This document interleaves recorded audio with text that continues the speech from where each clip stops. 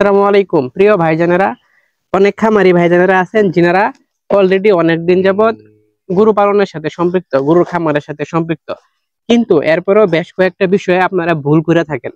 বিশেষ করে নতুন খামারে যিনারা আছেন, নতুন খামার দিয়েছেন কিংবা খামার দিবেন, ওনারা তো সবসময় এই দ্বিধাতে থাকেন যে আমি কতবার গরুকে দানাদার খাবার দিব এবং কোন কোন সময়ে গরুকে দানাদার খাবার দিব এবং কোন খাবারের আগে দানাদার খাবার দিব, কোন খাবারের পরে দানাদার খাবার দিব এবং সারাদিনই কি গরুকে খাবার দিতে হবে কিনা। অসংখ্য প্রশ্ন ওনাদের মাথায় কাজ করে। আজকে আমি আমার এই সংক্ষিপ্ত ভিডিওতে সম্পূর্ণ ধারণা দিয়ে দিব। প্রিয় ভাইজানেরা, গরুকে আসলেই সারাদিনই খাবার দিতে হয় না। গরুকে সারাদিনই খাবার দিতে হয় না কেন? কারণ সারাদিনই যদি খাবার দেন, গরু জাবর কাটা পানি, সে জাবর কাটবে কখন? আজকের ভিডিওর মাধ্যমে আপনি খাবার সম্পর্কে সম্পূর্ণরূপে ধারণা পেয়ে যাবেন।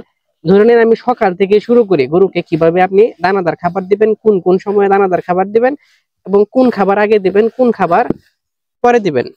গরুকে সকালবেলায় যিনারা গরুকে আবদ্ধ অবস্থায় রাখেন, মানে খামারে রাখেন, খামারের ভিতরে রাখেন 24 ঘন্টা, ওনারা যেটা করবেন, সকালে উঠা খামার টামার পরিষ্কার করার পরে গরুকে সাদা পানি দিবেন। সে সাদা পানি গ্রহণ করবে।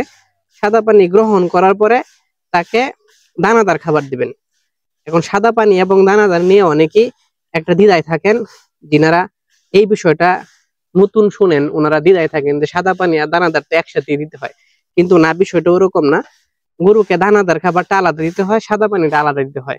প্রথমে যদি সাদা পানি দিয়ে দেন, সাদা পানি খাওয়ার পরে যদি দানাদার খাবারটা গ্রহণ করে, তাহলে তার হজম প্রক্রিয়াটা খুবই সুন্দর হয়। আর মোটামুটি এখন আমাদের দেশে গ্যাসের সমস্যা, গরুর গ্যাসের সমস্যা, বদ হজমের সমস্যা অনেক বেশি।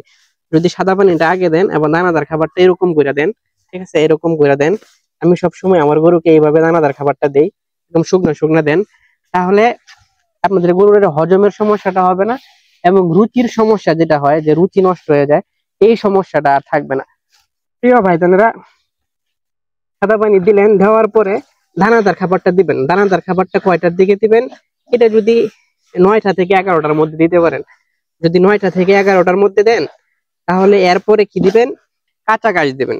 কাঁচা ঘাসটা আসলে আমাদের দেশে অনেকেই কাঁচা ঘাসের উৎপাদনটা খুবই কম। কাঁচা ঘাস সবাই উৎপাদন করতে চায় না এবং কাঁচা ঘাস উৎপাদন যদি কম থাকে, তাহলে গরুর দানাদার খাবারের পরিমাণ বেশি লাগে। সেই ক্ষেত্রে খামারিরা ক্ষতিগ্রস্ত হইতে পারে কিংবা লাভের পরিমাণটা কম আসে। ক্ষতিগ্রস্ত হবে বিষয়টা ওরকম না, লাভটা কম আসবে। যেরকম আমি জমির সমস্যার জন্য কাঁচা ঘাস করতে পারি না, আমারও কাঁচা ঘাসের ঘাটতি আছে। যে কাঁচা ঘাসের ঘাটতিটা এই দানাদার খাবার দিয়ে মিটাইতে হয়, দানাদার খাবারটা পরিমাণে বেশি দিতে হয়।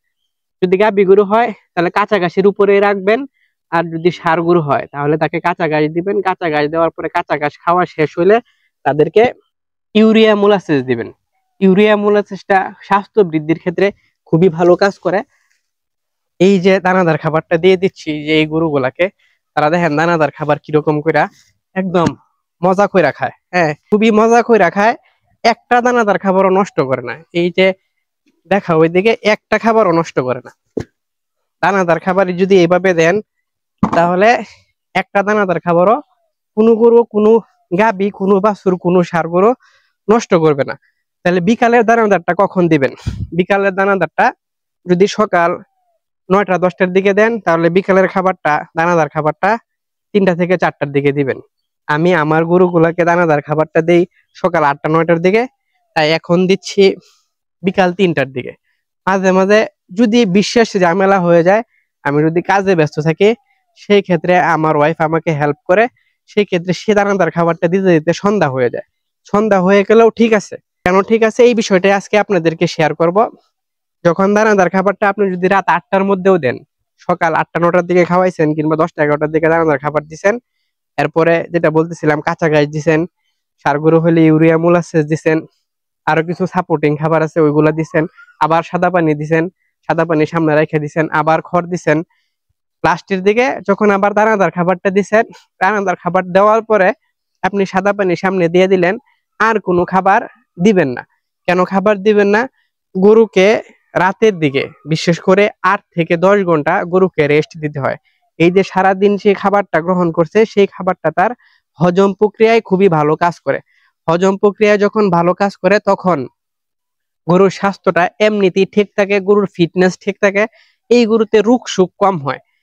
আমাদের এখন দেখা যাচ্ছে যে আমাদের বাংলাদেশের প্রেক্ষাপটে দেখা যাচ্ছে যে রোগের পরিমাণ, গরুতে রোগের পরিমাণ অনেক বেশি। রোগের পরিমাণ অনেক বেশি কেন? গরুর ফিটনেস ঠিক নাই। গরুর ফিটনেস যদি ঠিক না থাকে, মানুষের মতোই গরু, মানুষের মতোই যদি ফিটনেস ঠিক না থাকে তাহলে গরু অসুস্থ বেশি হবে। আপনারা এই প্রক্রিয়ায় গরুকে খাবার দিবেন, আশা করি আপনাদের গরুতে রোগ সুখের পরিমাণ কম হবে। আর যদিও রোগ সুখ হয়ে যায়, আলহামদুলিল্লাহ খুব দ্রুতই রিকভারে চলে আসবে, বড়সড় ক্ষতির সম্মুখীন হবে না।